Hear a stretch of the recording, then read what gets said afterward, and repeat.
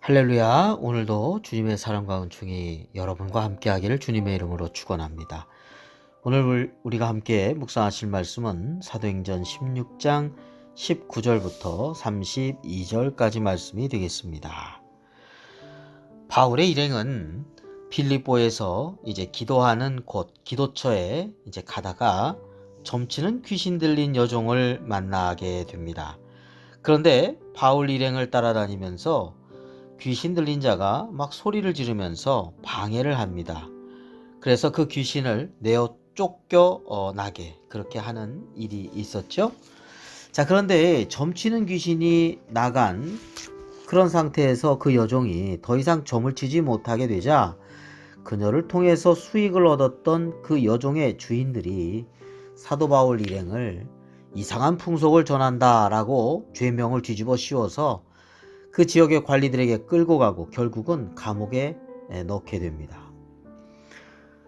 옷은 찢어져 벗겨지고 또 매를 많이 침을 당하고 발은 착고에 든든히 채워진 채 한밤중에 이제 감옥 속에 갇히는 그런 신세가 되고 말았습니다. 참으로 절망적인 사건일 수도 있을 법한데 사도 바울 일행은 거기서 하나님께 기도하고 하나님을 찬송하지요.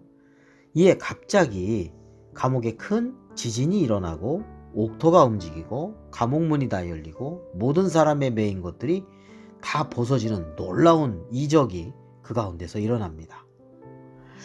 감옥을 지키던 간수는 죄수들이 다 도망간 줄 생각하고 너무나 두렵고 불안했습니다. 왜냐하면 당시 로마 법률에 따르면 죄수들이 도망을 가면 간수는 죽임을 당하게 되었기 때문에 차라리 고통스럽게 죽는 것보다 내가 자결하는 게 낫다. 이제 그렇게 판단을 했던 것이죠. 이에 바울이 크게 소리를 지르면서 몸을 상하게 하지 말라고, 우리 다 여기 있다고 간수에게 말을 합니다. 도망 안 갔으니까 죽지 말라는 것이죠. 이에 간수가 등불을 달라고 하면서 오간에 뛰어 들어갑니다. 무서워 떨면서 바울과 실라 앞에 엎드려 그들을 데리고 나가서 이렇게 말합니다. 30절 말씀이죠. 선생들이여, 내가 어떻게 하여야 구원을 받으리이까? 이때 사도 바울이 주 예수를 믿으라. 그리하면 너와 내 집이 구원을 받으리라. 그렇게 주의 말씀을 전하죠. 이어서 그 간수와 그 집에 있는 모든 사람이 하나님을 믿고 세례를 받고 크게 기뻐하였다라고 합니다. 또한 상관들이 부활을 시켜서 사도 바울 일행을 이제 석방하게 됩니다. 아마 큰 죄는 아니다고 판단했던 것 같습니다. 자, 근데 로마 시민권자였던 것이죠, 사도 바울이. 그래서 로마 시민권자에도 불구하고 재판도 없이, 심지어 로마 시민권자는 가이사 로마 황제 앞에서 재판을 받을 수 있는 권리를 가지고 있거든요. 근데 로마 시민권자를 재판도 없이 감옥에 가둔 일이 이제 알게 되자 사도 바울이 자기 신분을 얘기했습니다. 그랬더니 로마 사람이구나, 로마 시민권자구나 하면서 그 상관들이 두려워하기까지 하였다고 합니다. 자, 사도 바울은 아주 당당하게 옥에 나와서 다시 루디아의 집으로 가게 됩니다. 빌립보 교회죠. 자, 오늘 말씀에서 우리는 무고한 고난에는 뜻이 있다라고 하는 것을 알 수 있습니다. 무슨 얘기냐면요, 사실 사도 바울이 감옥에 갇힌 것은 아무런 죄도 없이 참으로 부당한 처사일 수 있습니다. 귀신 들려서 고통받고 있는 한 인간을 자유롭게 해방시켜줬으면 착한 일을 한 거 아니겠습니까? 근데 옥에 갇혔어요. 너무나 무고한 상태에서 부당한 고난을 받는 그런 상황입니다. 그런데 이렇게 무고하고 부당한 고난의 상황에 하나님의 선한 어떤 계획과 뜻이 사실은 숨겨져 있었습니다. 우리가 9절 말씀에서 보면 바울이 아시아나 비두니아로 가려고 할 때 그 길을 막으시고 마게도니아 쪽으로, 이제 유럽 방면이죠, 이쪽으로 가게 되지 않습니까? 결정적인 일은 환상 중에 마게도니아 사람 하나가 건너와서 우리를 도우라 라는 말을 이제 사도 바울이 들었던 것이죠. 이것을 하나님의 인도하심으로 생각하고 지금 빌립보까지 온 거 아니겠습니까? 그런데 그 건너와서 우리를 도우라고 한 사람이 바로 마게도니아 빌립보의 감옥의 간수였습니다. 그는 이렇게 말했죠. 아까 30절에 선생들이여 내가 어떻게 하여야 구원을 받으리까?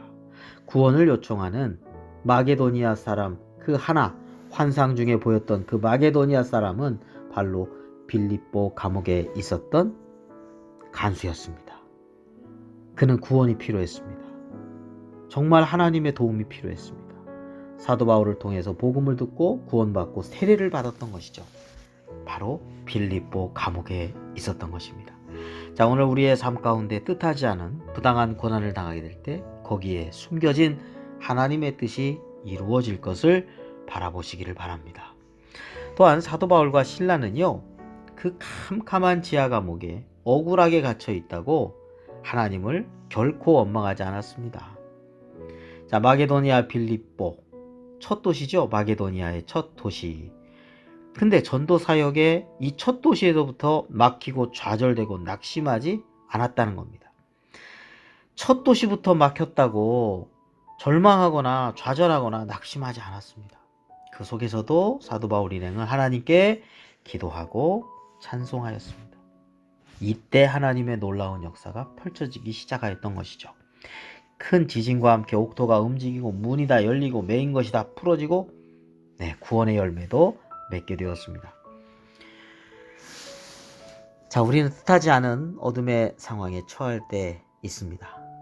아까 한밤중에 사도 바울 일행이 기도하고 찬송했을 때 놀라운 역사가 이루어졌죠. 우리가 뜻하지 않은 어둠의 환경 가운데 우리가 처하게 된다 하더라도 그 가운데서도 역사하신 하나님을 우리는 바라보아야 하겠습니다. 하나님께서 지금도 이 순간에도 역사하고 계심을 사도 바울과 같이 믿고 찬양하며 기도하며 나아가야 하겠습니다. 그래도 할렐루야, 그래도 할렐루야 하면서 말입니다. 우리 가운데 역사하고 계시는 주님을 바라보고 찬양하고 기도하는 그리스도인이 되어야 되겠습니다. 오늘도 주님의 선하심과 인도하심이 함께 하시기를 주님의 이름으로 축원합니다. 기도드리겠습니다. 거룩하신 아버지 하나님, 어떤 환경 속에서도 하나님의 역사하심은 지금도 계속되는 줄로 믿습니다. 어떤 환경 속에서도 하나님의 계획하심과 인도하심이 있는 줄 믿습니다. 하나님, 언제나 답답한 일을 당하여도 좌절하고 넘어지고 낙심하는 그런 삶이 아니라 그 속에서 하나님의 역사하심을 바라보는 믿음 가운데 살아가게 하여 주옵소서. 오늘 하루의 삶도 주님께 맡기고 감사드리며 우리 구주 예수 그리스도의 이름으로 기도드립니다. 아멘.